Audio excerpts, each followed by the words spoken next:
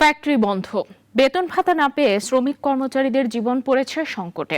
রাজনৈতিক নেতিবাচক প্রভাব পড়া কোম্পানির অস্তিত্ব সংকট থাকলেও শেয়ার নিয়ে চলছে অশুভ প্রতিযোগিতা। মন্দ কোম্পানির শেয়ার কিনে বাড়তি ঝুঁকি নিচ্ছেন বিনিয়োগকারীরা।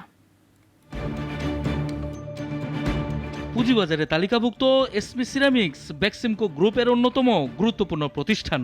অন্যদিকে তালিকাভুক্ত SLM cold rolled stills limited Awami heavyweight ক্ষমতাধর এসএলএম গ্রুপের কোম্পানি।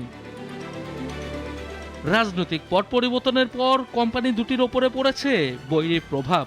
এসপি সিরামিক্সের ফ্যাক্টরিতে উৎপাদন বন্ধ, অবৈধ গ্যাস সংযোগের অভিযোগে কেটে দেওয়া হয়েছে লাইন। বিকল্পভাবে ফ্যাক্টরি চালু করার চেষ্টা চালানো হলেও বর্তমানে কার্যক্রম বন্ধ। ফ্যাক্টরি বন্ধ হলো, থেমে নেই শেয়ার দরের অশুভ প্রতিযোগিতা। কোম্পানিটিকে অন্য কেউ কিনে নিচ্ছে এমন গুজব ছড়িয়ে বাড়ানো হচ্ছে দর। গত এক মাসে দর বেড়েছে দ্বিগুণেরও বেশি। তবে এ বিষয়ে কিছুই জানে না কোম্পানির সচিব।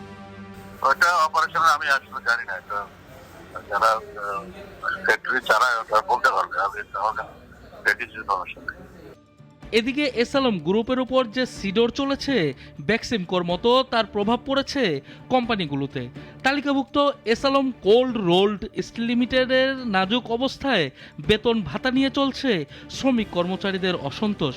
2023 সমাপ্ত অর্থবছরের তৃতীয় প্রান্তিকের পর এখনো পর্যন্ত কোম্পানির কোনো তথ্য পাচ্ছেন না বিনিয়োগকারীরা।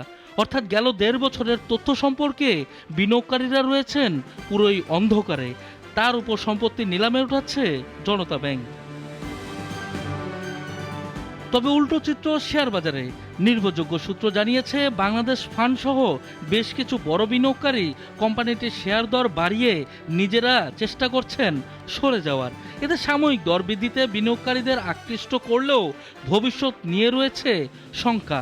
ব্যস্ততার অজুহাত দেখিয়ে কোম্পানির প্রতিনিধিও এ ব্যাপারে কথা বলতে নারাজ। এই বিষয়ে এই মুহূর্তে কথা বলা যাবে না, আমি অন্য একটা মিটিং এ আছি।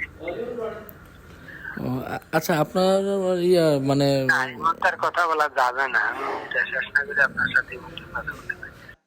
মাত্র 9 টাকা থেকে শেয়ার দর বৃদ্ধি পেয়ে বর্তমানে 30 টাকায় চলছে লেনদেন। এক মাসে দর বেড়েছে 3 গুণ। বিনিয়োগ যার, ঝুঁকিও তার। কথাটি সত্য হলেও কোথায় কেন বিনিয়োগ করা হচ্ছে তার সঠিক অনুসন্ধান জরুরি। নতুবা পরবর্তীতে বিনিয়োগকারীদের পুঁজি হারিয়ে হতে হবে নিঃস্ব, এমনটাই মনে করছেন বিশেষজ্ঞরা। সানিয়া আহমেদ, নাগরিক, ঢাকা।